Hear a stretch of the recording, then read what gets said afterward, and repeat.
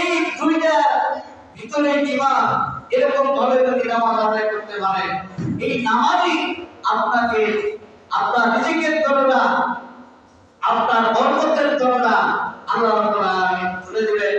আল্লাহ রাব্বুল আলামিনের ওয়াদা রয়েছে। আল্লাহ রাব্বুল আলামিন বলেছেন, قد أفلح من تزكى وذكر اسم ربه فصلى।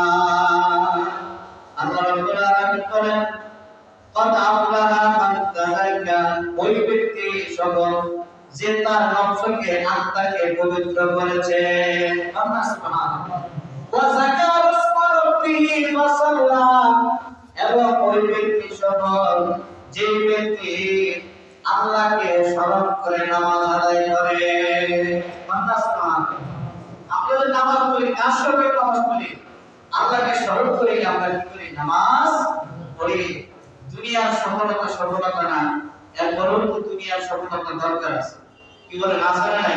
তো দুনিয়া আখিরাত মুমিন দুটোই চায়।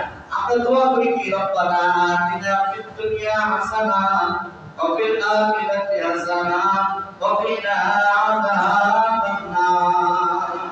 হে আমার প্রভু গো, আপনি দুনিয়াতে আমাকে কল্যাণ দেন, আখিরাতের কল্যাণ দেন, এবং পরকালে আমাকে জাহান্নামের আগুন থেকে বাঁচান। এটাই তো মুমিনের চাওয়া। দুনিয়ার কল্যাণ, আখিরাতের কল্যাণ, আর জাহান্নামের আগুন থেকে মুক্তি। এটাই তো আমাদের প্রত্যেকটা মুমিনের চাওয়া পাওয়া।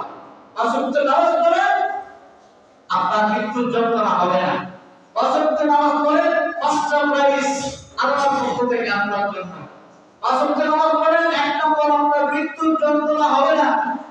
আপনার কবরের সওয়াব সওয়াব হবে।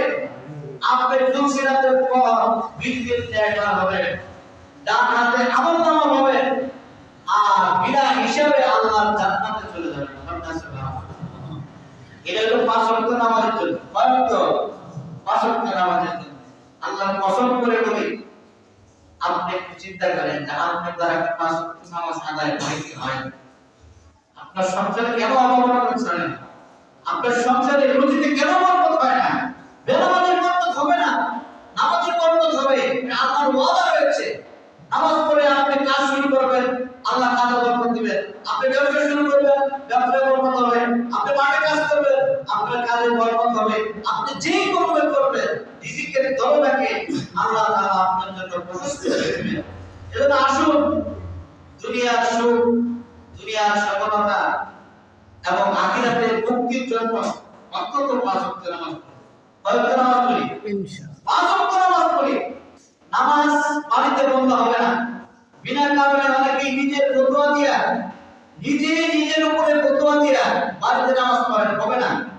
স্পষ্ট হাদিস আছে, যদি জীবনে নিরাপত্তার হুমকি থাকে, জীবনে নিরাপত্তার হুমকি বলে আপনি বাড়ি থেকে মসজিদে আসলে আপনাকে কেউ মেরে ফেলবে, এই ধরনের হুমকি যদি থাকে, আল্লাহর মেহেরবানিতে আমাদের আশেপাশে যারা বসবাস করি, এই ধরনের হুমকি কারণ আছে নাই?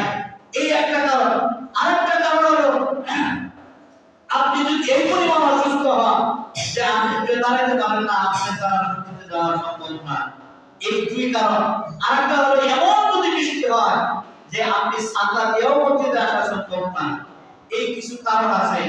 এছাড়া যদি আপনি বাড়িতে নামাজ পড়েন, অনেকে নামাজ বাড়িতে পড়েন, ফজরের নামাজ বাড়িতে পড়েন, অনেকে জোহর বাড়িতে পড়ে ফেলেন, এইরকম নামাজি ফাওয়াইদুল মুসাল্লি আল্লাযিনা হুম আন সালাতিহিম সাহুন, নিজে কি নামাজ পড়ে, নিজের নামাজের নিজে খবর রাখে না। এই নামাজ দিয়ে মুক্তির আশা করা যায় না। মুক্তি যদি পেতে হয়, নিজের জীবনে যদি শাইন করতে হয়, সফলতা যদি অর্জন করতে চান, তাহলে পাঁচ ওয়াক্ত নামাজ আল্লাহর ওয়াস্তে মেহেরবানি করে মসজিদে এসে তাকবীর উল্লাসের সাথে নামাজ আদায় করার চেষ্টা করেন। 40 দিন যদি আপনি তাকবীর উল্লাসের সাথে ইমামের নামাজ পড়েন, আপনার নাম আল্লাহ রাব্বুল আলামিন মুনাফিকের দপ্তর থেকে কেটে আপনার নাম মুমিনের খাতায় মুমিনের লিস্টে আপনার নাম চলে যাবে। আল্লাহ সুবহানাহু। এখন যদি পরীক্ষা নেই যে টানা 40 দিন কে নামাজ পড়েছেন, আমার কাছে কিন্তু হিসাব আছে। টানা 40 দিন একজন মুসলমান বলতে পারবেন না যে হুজুর আমি 5 ওয়াক্ত নামাজ টানা 40 দিন নামাজ পড়েছি, বলতে পারবেন কে পারবেন?